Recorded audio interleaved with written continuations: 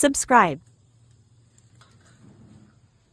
எங்கள் சேனலை புதுசாக பார்க்குறவங்க சப்ஸ்கிரைப் பண்ணிங்க. இன்னைக்கு வந்து நாங்கள் தக்காளி சாதம் பண்ண போகிறோம். மத்தியானம் லஞ்சுக்கு வந்து நம்ம வீட்டில் தக்காளி சாதம். ஓகே. அதில் கடுகு, ஓகே, பச்சை வேர்க்கடலை, கடலைப்பருப்பு, உளுத்தம்பருப்பு எல்லாம் நல்லா செவக்க வறுத்துக்கணும். ஓகே. வறுத்ததுக்கு அப்புறமா வெங்காயம் நறுக்கி வச்சிருக்கேன், தக்காளி நறுக்கி வச்சிருக்கேன். ஓகே.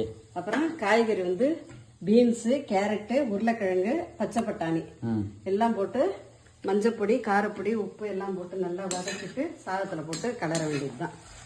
தக்காளி சாதம் ரெடி. காமிக்கிறேன்.